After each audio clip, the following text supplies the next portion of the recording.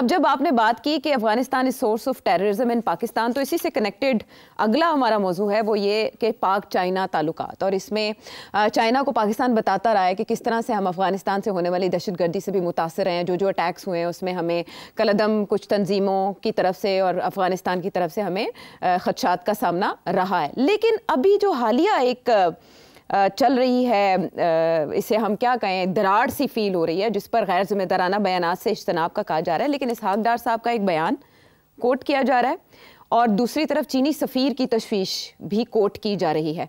मैं आपसे ये जानना चाहूँगी सेठ साहब, इससे पहले चाइना अपने तहफ़्फ़ुज़ात में बहुत मोहतात रहा, पब्लिक प्लेटफॉर्म पर उनका इजहार नहीं किया जाता। अब की बार ऐसा क्या हुआ है कि पब्लिकली इन चीज़ों को डिस्कस किया गया? बहुत अच्छा सवाल है और मुझे इस पे तबसरा करना जरूरी है। मैं इत्तेफाक नहीं करता जिस तरीके के साथ ये मामला है गवर्नमेंट हैंडल कर रही है। मैं आपको एक्सप्लेन करता हूँ कैसे। देखिए, चाइना ने बहुत बड़ी इन्वेस्टमेंट की हुई है पाकिस्तान पे, बहुत बड़ी। ये सिर्फ बिलियंस ऑफ डॉलर्स की इन्वेस्टमेंट नहीं है, ये चाइनीज स्ट्रेटजी की, road and belt initiative strategy जो है उसका हिस्सा है सीपैक जी। सो देयरफॉर ये जो तो चाइना का बहुत बड़ा स्टेक है यहाँ, बहुत बड़ा। अब चाइनीज इंजीनियर्स, चाइनीज वर्कर्स यहाँ काम कर रहे हैं। It is their right to demand security, it is their right, and the state of Pakistan must provide that security.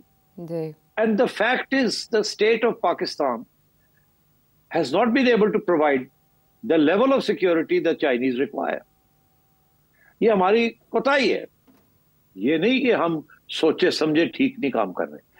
हमारी जो एबिलिटी है ना वो भी लिमिटेड है, हम बड़े रिसोर्स स्ट्रेच्ड हैं, और तालिबान जो है गेरिल्ला टैक्टिक्स इस्तेमाल करते हैं। इट इज इम्पॉसिबल कि आप हर जगह पे इतनी सिक्योरिटी कर दें कि तो वो उधर से कोई बंदा ही ना आए और कोई इस किस्म के अटैक्स ना कर सके। तो ये हमारी तरफ से कोई कोताही नहीं है, हमारी तरफ से कोई लैक ऑफ विलिंगनेस नहीं है, it is a lack of ability. अच्छा, लैक ऑफ एबिलिटी की इतनी लंबी पाइपलाइन है from up the mountains all the way to the sea, और चाइनीज प्रोजेक्ट्स जो हैं वो ग्वादर से लेके काशगर तक पाकिस्तान से चल रहे हैं। तो it's is impossible to provide very high level security. सारी फौज लग जाए तो फिर भी ये बड़ा मुश्किल हो जाएगा। तो एक तो ये प्रॉब्लम है। हम कर रहे हैं कोशिश, जिस हद तक हो सकता है हम कर रहे हैं। फॉर एग्जाम्पल, अब हमने नए कानून बना दिए थे कि जी चाइनीज जो हैं वो बुलेट प्रूफ व्हीकल्स जो हैं उसके अंदर ट्रैवल किया करें। अब हम कैसे करेंगे?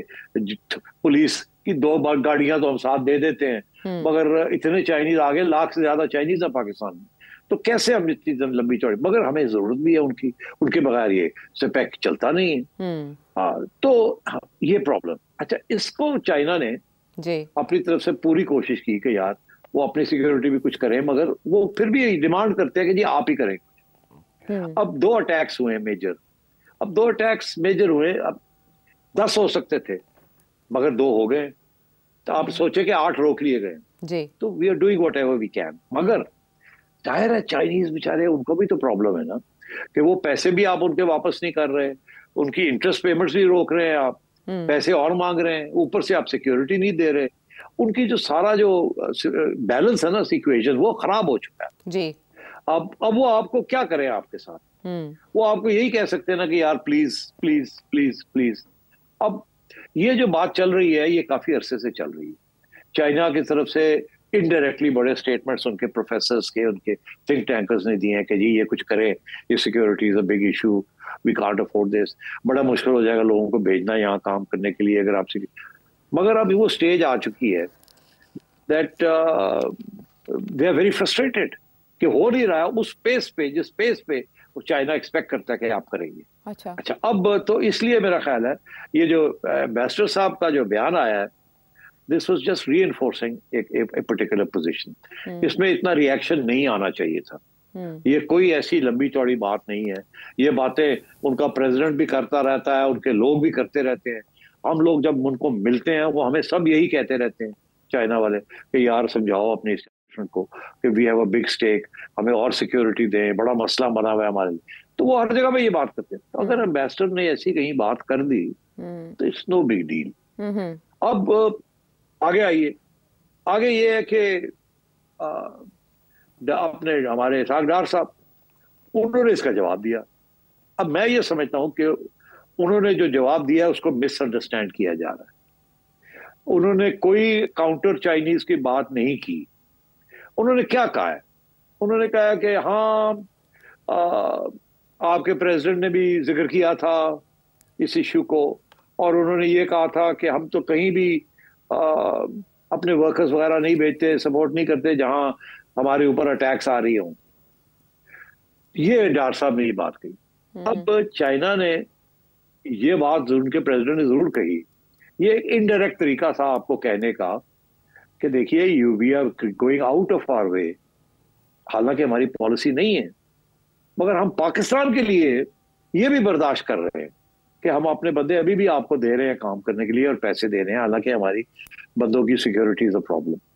मगर इसका ये मतलब नहीं है कि हम कहते हैं ठीक है नो प्रॉब्लम, प्रॉब्लम है, मगर हम इतना we have gone out of a way कि आपको हमने इधर भी अभी भी हम अपने बंदे दे रहे हैं आपको। तो खुदा मतलब उनका ये था कि यार थोड़ा सा प्लीज और सिक्योरिटी प्रोवाइड करें, हमारे मजबूरियां हैं हमारी, हम ऑलरेडी बड़े एक्स्ट्रॉर्डिनरी कंसेशंस आपको दे रहे हैं, तो प्लीज थोड़ा सा जरा ख्याल करें। ठीक।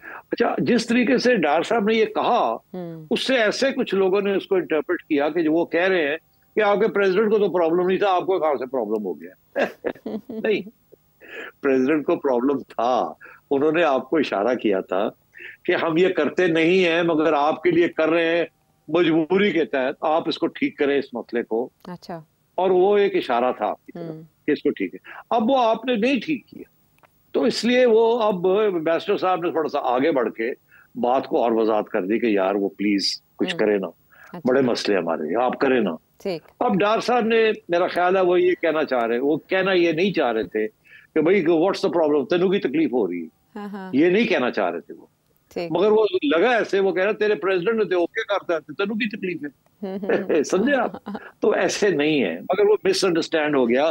जिस तरीके से डार साहब ने ये बात कही, वो शायद मिसअंडरस्टैंड हो गई है। वो ऐसे लगा अगर वो ये कहते कि यस वी आर अवेलेबल, हाँ हाँ, वो ऐसे लगा जैसे कि तेरे प्रेसिडेंट को तो प्रॉब्लम नहीं, तेनू की प्रॉब्लम। हाँ, जैसे चाइना को कोई परवाह नहीं है अपने शहरियों के मरने की, ऐसा इंप्रेशन आया। हाँ। सिर साहब, अगर क्विकली ब्रेक पर जाने से पहले आप क्यों ये बात कर रहे हैं? आप क्यों कर रहे हैं? क्विकली अगर आप मुझे ये बता सकें, ये जो let me finish. No no, I am sorry Ayesha, let me finish. Okay. वो ये कि अब आइए फॉरेन ऑफिस, आप भूल गए ना, there is a foreign office also involved in this. उन्होंने भी एक बयान दे दिया। उन्होंने भी ये कह दिया कि ये बयान नहीं देना चाहिए था एम्बेसडर को वगैरह वगैरह। मैं समझता हूँ कि फॉरेन ऑफिस को कुछ नहीं कहना चाहिए था। ये कोई तौहीन नहीं थी किसी डार साहब की या किसी और की कि एम्बेसडर साहब ने जो बात की, इसको छोड़ देना चाहिए था, इसको दबा देना चाहिए कि हाँ कोई नहीं, we are looking after the interest, we are doing our best, we love China, we value China, ambassador is a good man, yes sir, don't worry sir, हम कर रहे हैं। इसको फॉरेन ऑफिस को उठाने की जरूरत नहीं थी। There was no need for it. But अब वो मेरा ख्याल है डार साहब मस्ट हैव फेल्ट कि यार ये तो मेरे पे अटैक आ गया है, तो कुछ करें, क्योंकि डार साहब is not running the foreign office. तो मेरा ख्याल है इसकी जरूरत नहीं थी। डार साहब ने जिस तरीके से ये बयान किया वो मिसअंडरस्टैंड हो गया।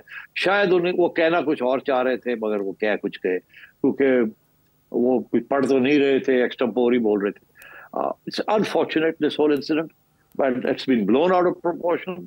एम्बेसडर ने अगर बात थोड़ी सी कर दी थी तो नो बिग डील, छोड़ देते इस बात को, वहां इसको इग्नोर करते, या इसको कहते we are doing our best sir, of course we are doing our best, of course this is very important to us, of course we value China, of course every Chinese lost is a Pakistani life lost, of course, and let it be there. अब foreign office भी कूद गया, इसकी कोई जरूरत नहीं थी। I think miscalculation. तो अब इसको कवर कैसे किया जाएगा? अब लोग इसे ताबीर कर रहे हैं जरदारी साहब के फ्रैक्चर को कि उनका दौरा चाइना था, एंटीसिपेट किया जा रहा था इसहाक डार साहब के साथ कि वो नवंबर के फर्स्ट वीक में जाएंगे चाइना। तो अब वो दुबई चले गए, वहाँ उनके पाँव में फ्रैक्चर हो गया और 4 हफ्तों के लिए तो वो फ्रैक्चर के साथ डॉक्टर्स ने आराम का मशवरा दे दिया है। तो ये तो चाइना का दौरा ख़तरे में पड़ गया इस तरह के मामलात के सबब। नहीं तो आयशा, चाइना के साथ कोई तल्लुकात खराब नहीं हुए, ना हो सकते। दोनों साइड्स जो हैं दे आर वेरी कॉन्शियस कि इस रिलेशनशिप को कायम रखना है और इस किस्म के जो मामले हैं इनको बढ़ने नहीं देना। मेरा नहीं ख्याल ज़रदारी साहब का चाइना ना जाना has got anything to do with this incident. Okay, so I don't think we should be getting into conspiracy theories on all these issues. Okay पाक चाइना ताल्लुकात के ज़िम्मे तो ना पाकिस्तान को तो सिक्योरिटी के लिए कहता है, लेकिन ऐसा मुल्क जिसने अफगानिस्तान में अपना पहला सफ़ीर भेजा जब बुरी हुकूमत थी वहाँ तालिबान की कायम हुई, तो वहाँ पहली फ्रेट ट्रेन का भी इफ्तिताह हो गया है अफगानिस्तान और चाइना के दरमियान। तो क्या चाइना अपना असर रसूख अफगानिस्तान पे इस्तेमाल नहीं कर सकता? चाइना लाइक पाकिस्तान, देखिए Pakistan was one of the first countries to recognise the regime. तो अब China is also wanting to explore China Afghanistan. उन्होंने अपने अच्छे तल्लुकात, चाइना की फलसफा है अपने नेबर्स के साथ अच्छे तल्लुकात रखने। चाइना ने सबसे पहले अपने तल्लुकात रूस के साथ ठीक किए थे, बड़े खराब थे, एक दूसरे के साथ लड़ रहे थे बॉर्डर के ऊपर। फिर उन्होंने पाकिस्तान के साथ किए, फिर उन्होंने अफगानिस्तान के साथ अपने तल्लुकात ठीक किए और अब उन्होंने इंडिया के साथ भी टॉक्स बॉर्डर इश्यूज के ऊपर ठीक करना शुरू कर दिए। ठीक है, चाइना हैज बिगर इश्यूज। वो कहते हैं ये बॉर्डर इश्यूज है ना, टेरिटरी इश्यूज, इनको दे आर नॉट इम्पोर्टेंट। जहां भी कंसेशन हो वो करें और खत्म करें इनको। They are not part of the bigger picture. China wants to be seen as good big brother, not bad big brother. तो इसलिए वो रीजन के अंदर India is the bad, trying to become the bad big brother, not China. तो इसलिए China ने तजारत शुरू की है विद अफगानिस्तान। बिकॉज देखिए एक रूट तो पाकिस्तान के जरिए है ना जी, एक रूट है वो चाइना सी से, साउथ चाइना सी, चाइना का बाहर निकलने का। अब ये जो रूट है सिपेक वाला, इसमें भी प्रॉब्लम आनी शुरू हो गई।